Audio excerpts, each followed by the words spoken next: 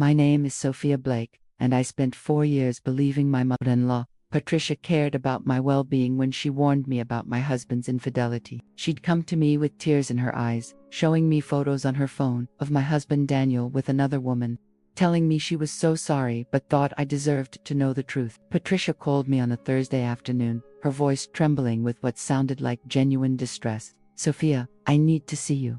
Today, it's about Daniel. Please don't tell him I'm coming." She arrived at my house an hour later, her eyes red-rimmed as if she'd been crying. Patricia was always elegant, always composed, but that day she looked shattered. I made her tea, sat her down on my couch, and waited for whatever bomb she was about to drop. "I don't know how to tell you this," she said, her hands shaking as she held her phone. "I was at the mall last week, and I saw Daniel. He was with a woman. They were intimate, holding hands, kissing. I took photos because I thought maybe I was mistaken. Maybe it was innocent. But Sophia, I followed them. They went to a hotel together." She turned her phone toward me, and my stomach dropped. There was Daniel, clear as day, walking hand in hand with a blonde woman I'd never seen before. Another photo showed them kissing in a parking lot. A third showed them entering what looked like a hotel lobby. "I'm so sorry," Patricia whispered, tears streaming down her face. "I wanted to tell you immediately, but I needed to be sure." I went back the next day and confirmed he's been meeting her regularly. I have dates, times, and locations. I documented everything because I knew you'd need evidence. I felt like the world was tilting. Daniel had been distant lately, working late, but I'd attributed it to stress at his job. I'd never suspected an affair, never thought he'd cheat. "Does he know you know?" I asked, my voice hollow. "No, and Sophia, I know he's my son, but what he's doing is unforgivable. You deserve better. I wanted you to have all the information before you confronted him." She sent me the photos, dozens of them, all clearly showing Daniel with this mystery woman in various compromising situations. She also gave me a USB drive, video footage, she explained, from the hotel parking lot, time-stamped. "I want you to have everything you need." I thanked her through my shock, and she left with one final hug, telling me she'd support whatever decision I made. She was my advocate, my ally, the only person in Daniel's family who seemed to care about my pain. That night, I confronted Daniel, showed him the photos, demanded to know who the woman was, how long the affair had been going on, and whether he'd ever actually loved me. Daniel's reaction was confusion, not guilt. "Sophia, I have no idea who that woman is. Those photos, that's not real. I've never cheated on you. Your own mother took these photos." I screamed. "Why would she lie? I don't know, but this is insane. That's not me in those pictures. Or it looks like me. But I've never been to that hotel, never been with that woman. This is fabricated somehow." But I didn't believe him. The evidence was too clear, too comprehensive. Patricia had been so convincing, so heartbroken for me. Why would a mother fabricate an affair to destroy her own son's marriage? I filed for divorce the next day. Patricia was there for me through every step, helping me find a lawyer, offering to testify if needed, and constantly reassuring me I was doing the right thing. She was the perfect support system while her son's life fell apart. Daniel tried to fight the divorce, insisted the affair evidence was fake, and begged me to investigate further. But I was done. The photos were real. The video was real. His mother wouldn't lie about something this serious. 3 weeks into the separation, my laptop died. The hard drive is corrupted, irreparable. I needed to file some divorce documents that night, and Patricia offered to let me use her computer since she lived nearby. "Of course, sweetheart," she said. "My laptop's in my study. The password is on a sticky note under the keyboard. Take all the time you need." I went to her house, found the laptop, and logged in. While I was working on the documents, I needed to reference a legal website I'd visited earlier. I opened the browser history to find it. That's when everything changed. The browser history wasn't just about the legal site. It was months of searches, meticulously documented, revealing a pattern of behavior that made my blood run cold. How to create fake photos of someone, deep video tutorial, photo editing to add a person to images, hiring actors for false evidence. How to frame someone for infidelity. I scrolled further back. The searches went deeper, darker. How to destroy a marriage without being caught. Making daughter-in-law hate son. Breaking up couples legally. Life insurance policies on adult children. Then, even worse, Searches about Daniel's previous relationship. His ex-fiancée Amanda had left him 3 years before I met him. Signs of mental instability in young women. How to convince someone they're being gaslit. Making someone seem crazy. Amanda Rodriguez's suicide. How did she die? Amanda had committed suicide. Daniel had told me about it early in our relationship, his voice full of grief. His fiancée had struggled with depression, had taken her own life 6 months before our wedding. It had devastated him. But Patricia's search history suggested something else entirely. I kept scrolling, my hands shaking, found searches from 5 years ago, before Amanda's death. How to drive someone to suicide without leaving, evidence medications that cause suicidal ideation, gaslighting techniques, how to isolate someone from a support system. And then, the most damning search of all, dated 2 days before Amanda's death, untraceable poisons that mimic suicide. Patricia hadn't just destroyed my marriage with fake evidence, she'd potentially murdered her son's previous fiancé and made it look like suicide. I sat frozen in front of Patricia's laptop, my mind struggling to process what I was seeing. This wasn't just a concerned mother who'd caught her son cheating. This was a calculated predator who'd been systematically destroying Daniel's relationships for years. And if the searches about Amanda were what they appeared to be, Patricia was also potentially a murderer.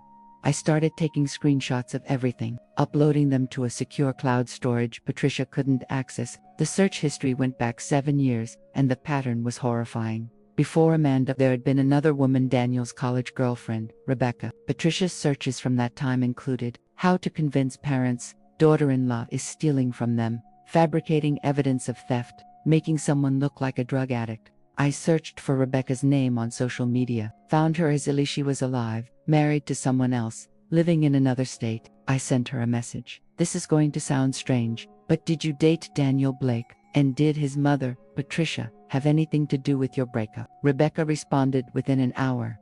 Oh my God, yes. Patricia convinced Daniel's father that I'd stolen jewelry from their house. She had evidence, fake receipts from pawn shops with my forged signature. I tried to prove it was fake, but couldn't.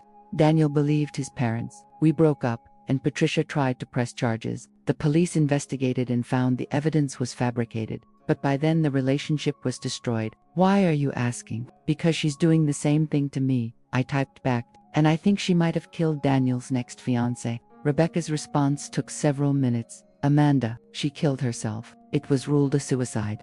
I'm looking at browser searches Patricia made right before Amanda's death. Searches about untraceable poisons and driving someone to suicide. Rebecca, I think we need to go to the police. I tried that 7 years ago when she framed me. They didn't take it seriously, said it was a family dispute. If you want justice, you need ironclad evidence, and you need to be careful. Patricia is dangerous in ways most people don't understand. I kept digging through the laptop, found saved files in hidden folders, the original, unedited photos she'd used to create the fake evidence of Daniel's affair. Photos of Daniel alone, photos of a blonde woman alone, then the photoshopped versions where they appeared together. The metadata showed when each file was created, when it was edited, and the software used. She'd hired the blonde woman through an HCI, found email correspondence with an actress named Jessica, paying her $500 to pose for photos that would later be edited. Jessica had no idea she was being used to destroy a marriage. I also found correspondence with a private investigator Patricia had hired not to follow Daniel, but to gather information about me, my schedule, my routines, my vulnerabilities, everything she'd need to know to manipulate me effectively. There were detailed notes about my relationship with Daniel, observations about our marriage, and calculated plans about when and how to introduce the affair evidence. For maximum emotional impact, Patricia had been planning this for months, since before our 3rd wedding anniversary. She'd waited for the right moment, the right emotional state, the right opportunity to destroy us. But why? Why would a mother work this hard to destroy her son's happiness? I found the answer in a document labeled Financial Planning Updated. Life insurance. Daniel had a $2 million life insurance policy, with Patricia listed as the primary beneficiary. He'd set it up when he started his high-paying job 5 years ago, before meeting me, and had never thought to change it. Patricia was listed as beneficiary on several other policies. 2 his investment accounts, his retirement funds, all of them had been set up when he was young and single, with his mother as the default inheritor. And he'd never updated them after our marriage. I found emails where Patricia had checked the status of these policies, had confirmed that they were still active, and that she was still listed as a beneficiary. She'd even increased some of the coverage amounts by forging Daniel's signature on policy updates. The pattern became clear. Patricia isolated Daniel from any serious relationship that might result in him changing his beneficiary designations. Rebecca had been driven away before things got too serious. Amanda had been murdered. I was now certain of it when she and Daniel got engaged and started talking about updating their financial documents. And now me. Patricia had tried to destroy our marriage before Daniel could think about updating his policies to make me the beneficiary. But there was something darker in the recent searches. Patricia had graduated from just breaking up relationships to planning something worse. Life insurance payouts for accidental death. How long after divorce before ex-wife loses benefits? Staging accidents that look natural.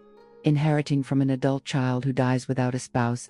She wasn't just trying to divorce us, she was planning to kill Daniel and make it look like an accident. Collecting the $2 million life insurance payout plus his other assets. The divorce was a preliminary step. Get me out of the picture legally. Ensure I had no claim to his estate, then orchestrate an accident. I found draft timelines in her documents. The divorce would be finalized in approximately 6 months. 2 months after that, Daniel would die in a tragic accident. She had several scenarios planned out, from car crashes to falls to medication interactions.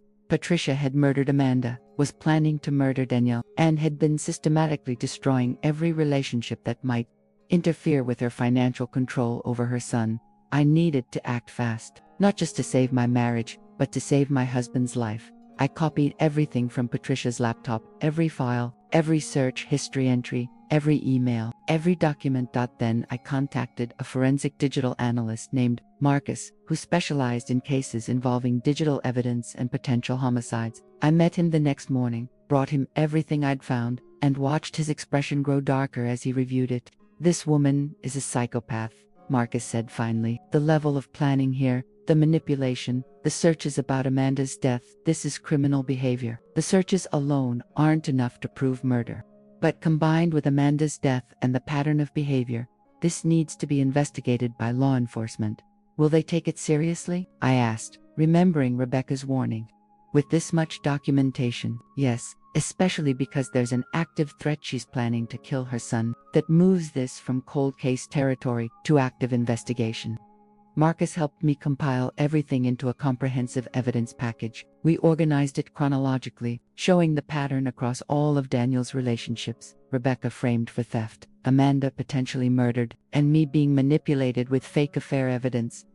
We also found something I'd missed initially. Patricia had taken out an additional life insurance policy on Daniel 6 months ago, forging his signature, a $3 million policy with her as the sole beneficiary. Combined with the existing policies, she stood to inherit approximately $7 million when Daniel died. I contacted the police, specifically requesting a detective who handled suspicious deaths and fraud cases. Detective Sarah Chen agreed to meet with me, and I brought Marcus and the full evidence package. Detective Chen reviewed everything for nearly 3 hours. When she finally looked up, her expression was grim. "I remember Amanda Rodriguez's death. It was ruled a suicide, but some inconsistencies bothered me at the time. Her psychiatrist said she'd been making progress, wasn't showing signs of immediate suicidal ideation. But there was a note, and the toxicology showed she'd taken a massive dose of antidepressants. Patricia's search history shows her researching those exact medications," Marcus pointed out, "and researching how to make suicide look convincing." "I'm reopening Amanda's case," Detective Chen said, "and we're going to investigate Patricia Blake for fraud, conspiracy to commit murder, and potentially murder itself. But Ms. Blake Sophie, I need you to do something difficult. I need you to continue the divorce proceedings as if nothing has changed. We can't let Patricia know we're investigating." "What?" I asked, though I already suspected the answer. Because if she realizes we're onto her, she might accelerate her timeline. She might try to kill Daniel immediately, or she might flee. We need her to think everything is going according to her plan while we build the case. I also needed to tell Daniel everything without tipping off his mother. Detective Chen arranged for me to meet him at the police station under the pretense of finalizing divorce paperwork. When Daniel walked into that interview room and saw me sitting with Detective Chen, his confusion was evident. Then I showed him everything: the fake photos, the search history, the evidence about Amanda, the plans to kill him. I watched his face cycle through emotions: disbelief, horror, grief, rage. He'd loved his mother despite her manipulation, had defended her even when she'd interfered in his relationships. Finding out she'd murdered his fiancée and was planning to murder him shattered something fundamental in him. "I need you to act normal," Detective Chen told him. "Visit your mother, call her regularly, don't let on that anything has changed. We're watching her, documenting everything, but we need more evidence before we can arrest her. Can you do that?" "I can do whatever it takes to make sure she pays for killing Amanda," Daniel said, his voice hollow. The investigation accelerated over the next 2 weeks. Detective Chen exhumed Amanda's body and found traces of a sedative in her bone marrow, something that hadn't shown up in the original toxicology because they hadn't been looking for it. The sedative explained why Amanda had been able to take such a massive dose of antidepressants. She'd been drugged first to incapacitate her. They also found Patricia's fingerprints in Amanda's apartment. She'd claimed at the time that she'd never been there, but the forensic evidence proved otherwise. She'd been in the apartment the day Amanda died. The case against Patricia was building, but Detective Chen wanted more. She wanted Patricia to incriminate herself, to make a mistake that would seal the case completely. So I agreed to something darker than I'd ever imagined doing. I agreed to help set a trap. The trap was simple: convince Patricia that Daniel was vulnerable, that the divorce had broken him, that he was isolated and depressed. I called Patricia, crying, telling her I felt guilty about the divorce, that maybe I'd been too harsh. She played her role perfectly, comforting me, assuring me I'd done the right thing, subtly pushing me to stay away from Daniel for my own healing. Meanwhile, Daniel called his mother, telling her he was struggling, that he'd been drinking heavily, that he felt like his life was falling apart. He mentioned he was taking sleep medication to cope, that he could barely function. Patricia's concern sounded genuine. "Oh, sweetheart, I'm so worried about you. Why don't you come stay with me for a few days? Let me take care of you." "Maybe," Daniel said. I don't know what to do anymore, Mom." "We'll figure it out together," Patricia promised.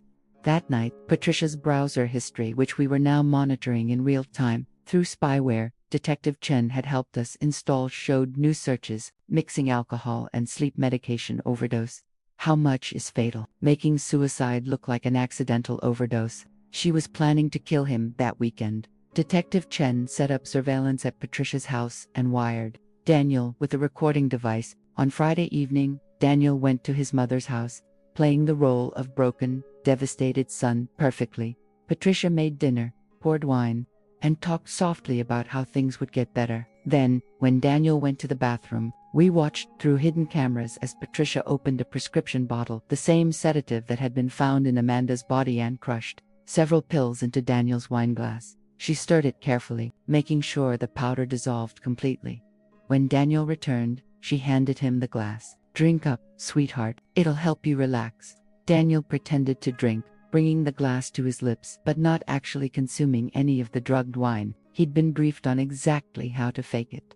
"You know what would make you feel even better?" Patricia said after he'd finished the wine. "A couple of your sleep pills. Combined with the wine, you'll actually get some real rest." "I don't know, Mom. The bottle says not to mix them with alcohol."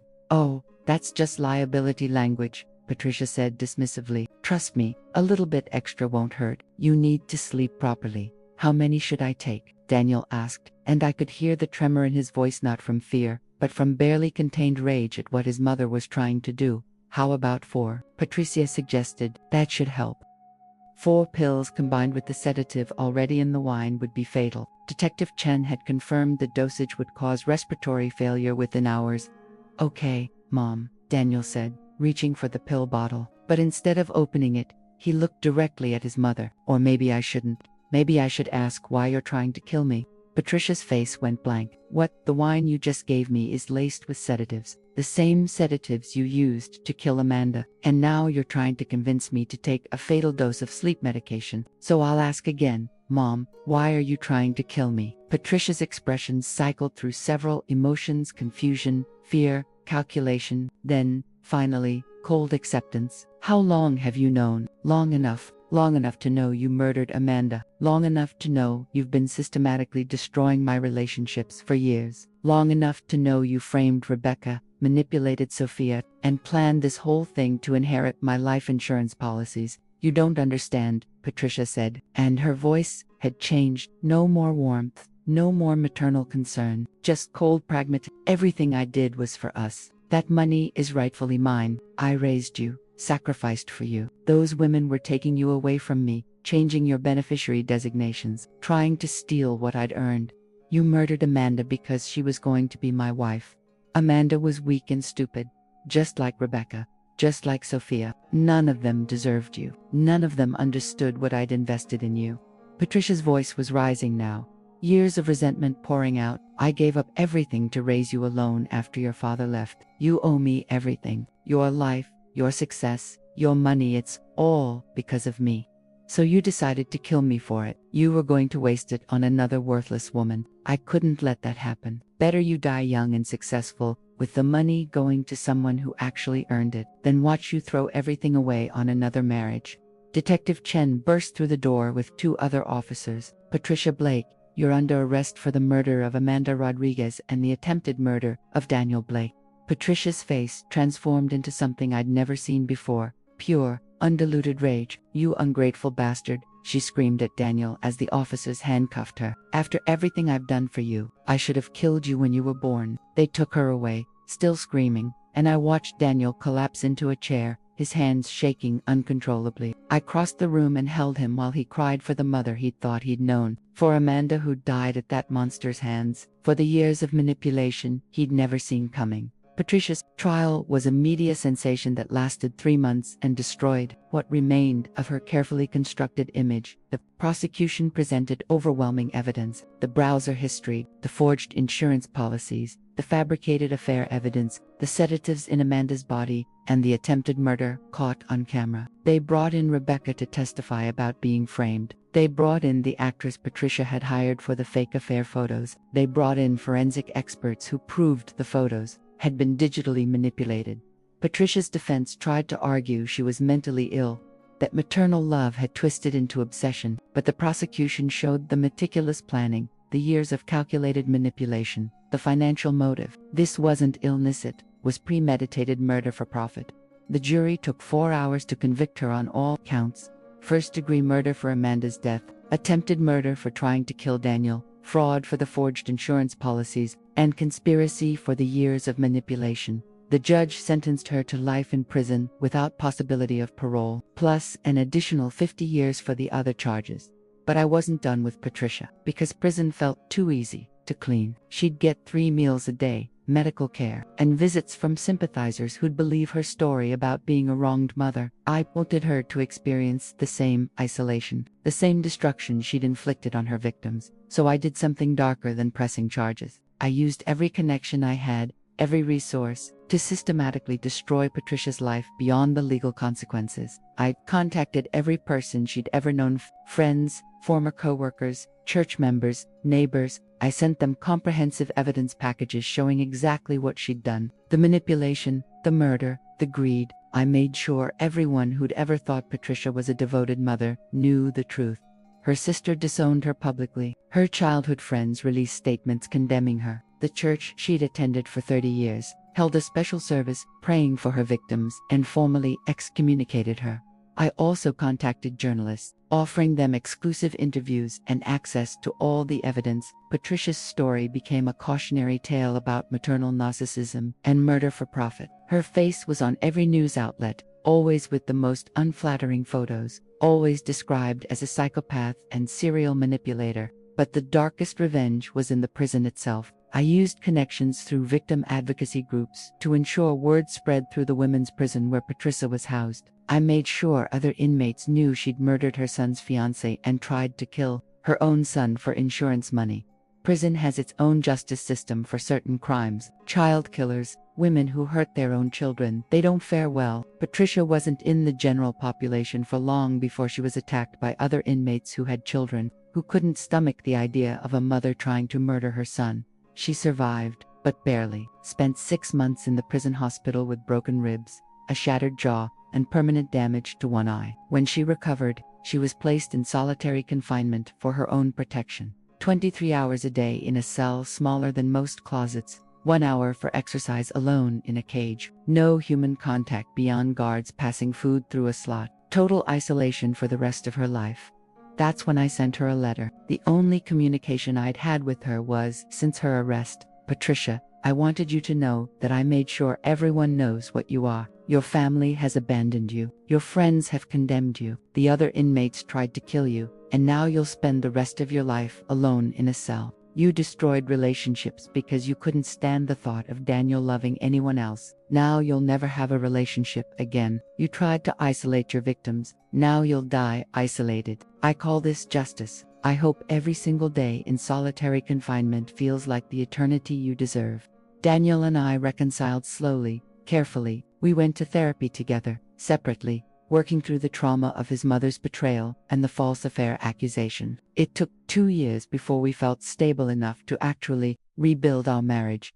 We renewed our vows on the anniversary of Patricia's sentencing. With Rebecca and Jessica, the actress Patricia had hired present as witnesses, we'd all become unlikely friends, bonded by surviving Patricia's manipulations. I also started a foundation to help people identify and escape from family members with narcissistic personality disorder and other dangerous, manipulative behaviors. We provide resources, legal support, and psychological counseling. Every person we help feels like honoring Amanda's memory. Daniel finally changed all his beneficiary designations. Everything goes to me now, or to the foundation, if we both die. Patricia's name was removed from every document. She has no claim to anything, no connection to his life beyond the genetic tie she'd weaponized for so long. 5 years after Patricia's conviction, I got a letter from her. It had been screened by prison officials, but they'd let it through. The handwriting was shaky, probably from the injuries that never fully healed on. The message was pathetic. "Sophia, I know you won't forgive me, but I need you to understand. I loved Daniel. Everything I did was because I loved him.